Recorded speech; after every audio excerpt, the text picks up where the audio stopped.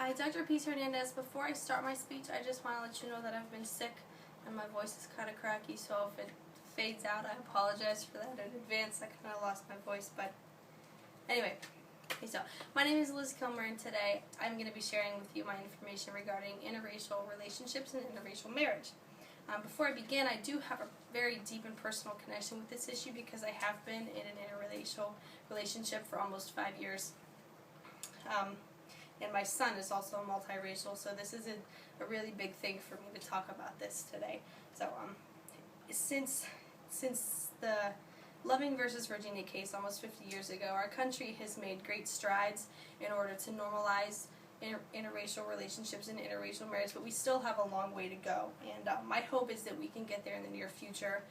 Preferably, I don't want my son to have to worry about the issue that I've had to worry about regarding my relationship. So I really hope that we can get there in the near future with normalizing this and making it universally widely accepted. Like I said, firstly, this isn't just a topic to me. This is something that's very serious and very pertinent to my life because I have been in a relationship for almost 5 years with a mixed person, and it doesn't make any difference to me, but it seems to make a difference to a lot of other people in the world. We met in high school, which is nothing out of the ordinary, but I did find an article written by Kevin Mallard of the New York Times, and he states in his article that a lot of outsiders, apart from one central to the relationship, think that it is so fascinating that the two of them are together, that there must have been some sort of crazy circumstance for these two people to meet.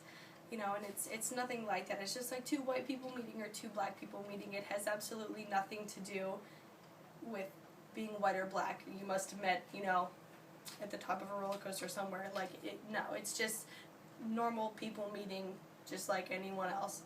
So that was kind of weird that people would say that there's a crazy circumstance that doesn't make any sense. My boyfriend's parents, my boyfriend's mixed, so therefore his parents are also in an interracial relationship, and they've happily been together for more than 25 years. So that has nothing to do with anything either. And like I said, my son, he is also multiracial, and my son is 3/4 white and 1/4 black.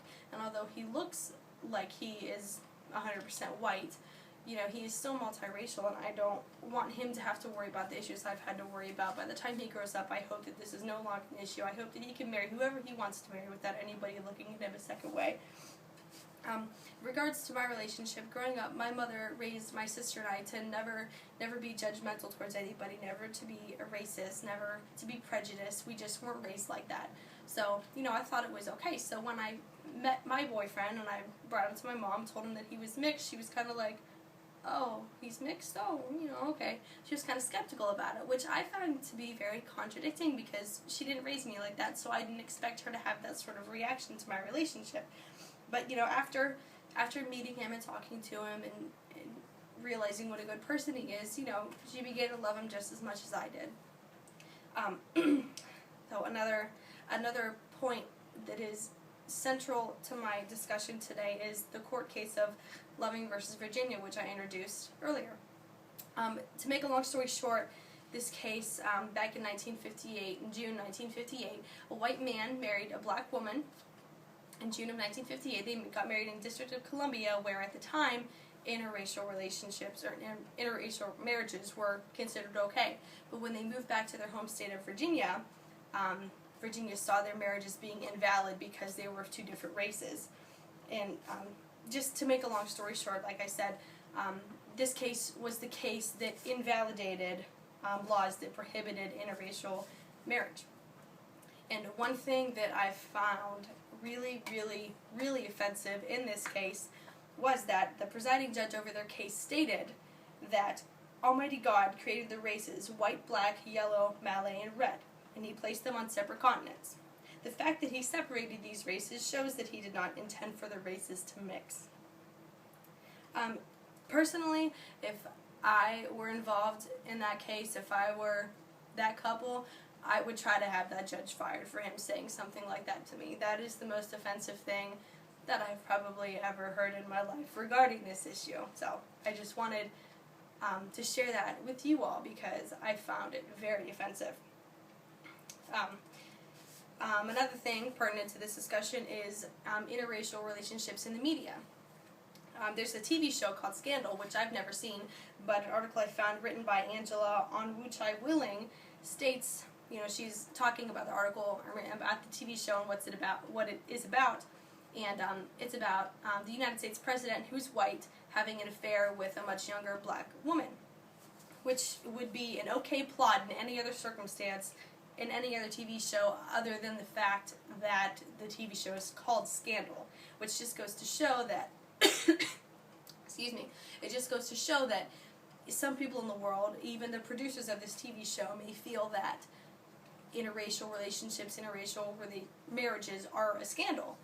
So it just goes to show that there are still people in the world who think like that, and we need to get that changing. We need to get this normalized, that it's no longer a scandal, no longer skeptical or anything like that.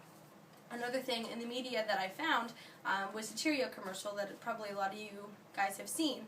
It's a little mixed girl talking to her white mother about Cheerios and cholesterol and if it's really good for your heart and all that, and the mother says yes. So the next scene cuts to the little girl dumping a whole bunch of Cheerios on her dad's chest. And the video has been seen on YouTube over 3 million times, not to mention how many times it's been seen on TV.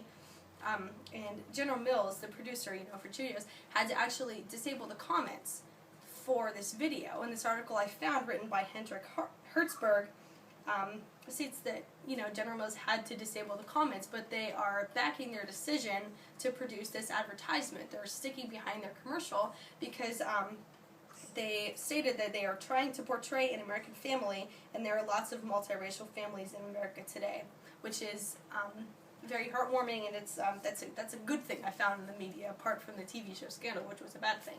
So the Cheerios commercial, and mainly the fact that General Mills is backing their decision to produce that commercial because they want to portray that there are a lot more multiracial families in America today than there have been in the past 50 years. So to summarize, the Loving versus Virginia case was the big thing that got things rolling in regards to interracial relationships and getting it normalized, getting it legalized, and everything like that. Another thing, media kind of needs to back off making interracial relationships such a big deal and making them so mainstream. The Scandal TV show is just... Excuse me, my son is crying, I'm sorry. Interracial relationships, such a big deal. They need to back off that a little bit. And apart from the TV show, and apart from the court case, it is also very important that couples who are in interracial relationships fight through the negativity and fight through everything, because there are always going to be people who hate. There's always going to be people who are negative about it, and that's just how it is. But I think that if the people who are in these relationships really stick through it and fight through it, it'll make more of a change. And like I said before, it's my hopes that before my son grows up and has to worry about this, I hope that it's no longer an issue. And one thing I wanted to show you guys was, this is a picture of me and my boyfriend about 4 years ago at prom. So that's him and I. See, race has nothing to do with anything. It's all about who you love. So, thank you.